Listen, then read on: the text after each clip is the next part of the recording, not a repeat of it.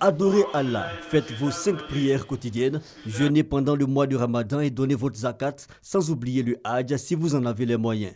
Un extrait du dernier sermon du prophète Mohammed rappelé aux fidèles de la mosquée de la Riviera 3 par l'imam Aboubakar Samassi.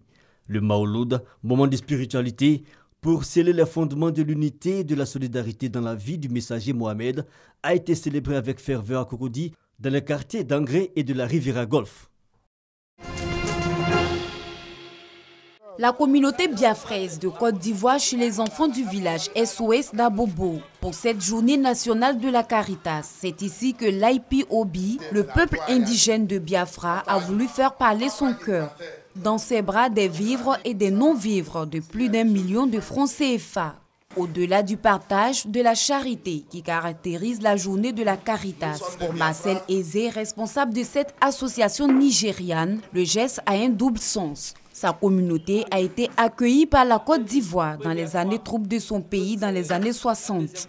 L'occasion est donc bonne pour lui témoigner sa reconnaissance. Caritas se traduit par amour entre les peuples et c'est le reflet de l'amour partagé et témoigné avec les pauvres, les personnes vulnérables et marginalisées, indépendamment de leur race ou de leur religion.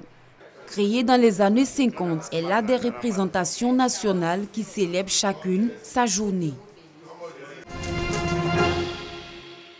Ce jeune homme décide un jour de se rendre dans une formation sanitaire pour s'informer de son état de santé et aussi sur les questions de santé sexuelle et reproductive et du planning familial.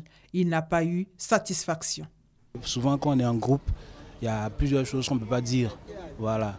Il y a des choses intimes qu'on ne peut pas faire sortir. Mais s'il favorisait peut-être l'approche individuelle, ça allait faciliter la communication et nous permettre de leur dire beaucoup de choses sur nous-mêmes, nos trucs intimes, quoi. En Afrique, les sujets de sexualité sont encore tabous et des barrières existent. Le problème auquel les jeunes sont confrontés, c'est que ils ont un peu peur. Parce que comme la question est taboue, les jeunes ont un peu peur de se rendre dans ces services de santé là. Les différents prestataires ne sont pas toujours, pas tous, mais certains ne sont pas prêts à offrir les services aux jeunes qui préfèrent leur dire consacrez-vous à vos études, consacrez-vous à autre chose que de parler de sexualité. Ces services-là sont souvent réservés aux personnes mariées où il faut des consentements pour y aller. Pour corriger le tir, les jeunes qui militent pour la santé de la reproduction et du planning familial ont décidé de se faire entendre et de se faire comprendre.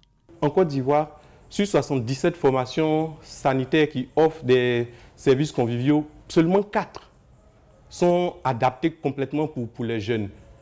Il s'agit de San Pedro, de Abengourou, de Makori et de Bingerville. Donc les jeunes veulent pouvoir aller dans ces services-là et aller sans crainte dans ces services, dans ces formations sanitaires-là, pour bénéficier non seulement des services, mais pour bénéficier des différents produits. Les attentes des jeunes aujourd'hui sont nombreuses. Il y a dans les 9 pays du partenariat de Ouaga et en Côte d'Ivoire des plans d'action nationaux budgétisés pour la planification familiale.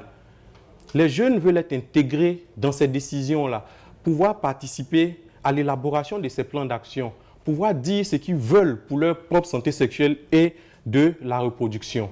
Il faudrait que les parents comprennent que discuter de sexualité avec son enfant n'est pas l'emmener vers la perversion. Non, pas du tout. C'est de lui permettre de prendre des choix responsables, d'être responsable de son avenir. Il serait important pour nous jeunes, à cette réunion-là, de porter la voix de tous les jeunes de nos pays, et particulièrement la voix de ceux de Côte d'Ivoire. Les jeunes rêvent d'un monde dans lequel ils peuvent avoir accès aux services de planification familiale. Ils veulent prendre des décisions concernant leur corps sans être stigmatisés ou minimisés. Toboggan, mini-zoo, planète de neige, autant de jeux pour égayer les enfants. Nous sommes à la 3e édition du Salon de l'enfance, 4 qui combine le ludique à l'éducatif pour mieux permettre aux enfants d'appréhender le monde et favoriser leur épanouissement.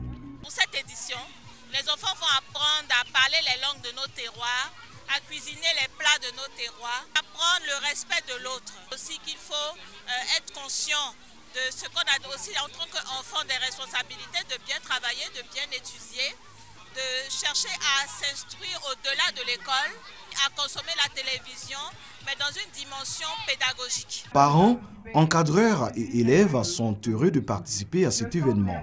Le Salon de l'enfance favorise l'amélioration du bien-être des enfants et l'équilibre familial. Je suis contente d'être avec tous mes camarades. Je suis partie au village du Père Noël, je suis partie jouer aux jeux cérébraux. Je suis aussi allée à la cuisine et j'ai presque fait tous les sons. Je me suis amusée, mes amis, c'était génial. Je trouve que c'est une super initiative. Les enfants s'amusent bien, il y a de bonnes activités. Vraiment, il n'y a rien à dire, c'est super. Créer un espace où se retrouvent les enfants et puis les parents, c'est une initiative qui est noble. La place de la tradition dans l'éducation de nos enfants, c'est le thème de cette 3e édition. Elle a enregistré 2 jours durant la participation de plus d'1 millier de visiteurs. Les produits contrefaits incinérés sont composés d'antalgiques, d'anti-inflammatoires, d'antibiotiques, de Viagra, d'anti-anémiques, tous d'origine et de conservation douteuse et non autorisés en Côte d'Ivoire. Ces produits contrefaits ont été saisis à Guessabo, dans la sous-préfecture de Zougoube. Ils sont estimés à 2 milliards de francs CFA. Le coordonnateur de la cellule de prévention et d'investigation a exhorté la population à collaborer avec le comité pour mettre fin à ce commerce illicite et dangereux.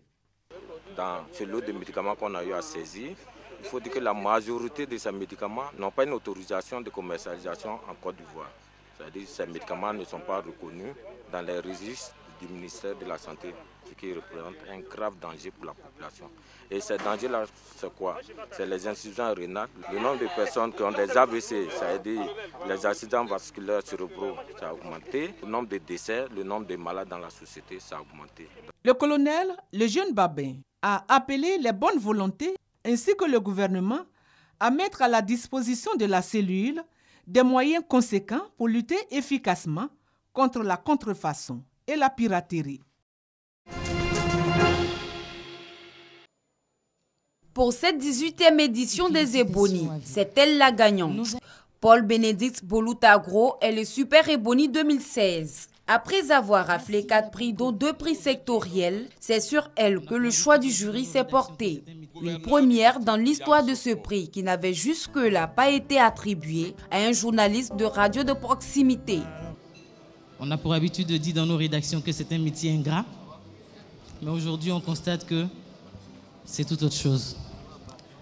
Merci à tous mes collègues, sans exception, qui ont cru. La première fois que nous avons fait ce concours, nous avons été nominés, mais nous n'avons pas gagné de prix. Ils nous ont demandé de récidiver ce que nous avons fait. Et aujourd'hui, nous sommes Super Ebony. On ne dira pas que c'est un rêve, mais c'est un rêve qui s'est réalisé. En plus de la Super Ebony, plusieurs autres journalistes ont été primés. À la RTI, ce sont Michel Digré qui a raflé le prix du meilleur journaliste télé. Marie Longoran a quant à elle, pour la 2e fois consécutive, a glané le prix spécial Canal+ du meilleur présentateur télé. Serge Koléa, en plus du prix spécial du droit de l'enfant, a été consacré aussi meilleur journaliste culture avec le prix spécial Zadi Zaoro. Ange Kouadio de Radio Côte d'Ivoire a reçu le prix spécial pour la lutte contre le travail des enfants. Plusieurs personnalités ont pris part à cette cérémonie, parmi lesquelles le parrain de cette édition, le ministre d'État, ministre de l'Intérieur et de la Sécurité, Ahmed Bakayoko. Beaucoup d'émotions, félicitations, Madame la ministre, avec votre inspiration. Je voudrais en tant que parrain ajouter à ce prix une enveloppe de 5 millions de francs CFA. Ahmed Bakayoko a appelé les journalistes à plus de professionnalisme. Notons que la Super Ebony 2016, en plus des 5 millions du parrain, gagne un terrain viabilisé d'une valeur de 13 millions de francs CFA.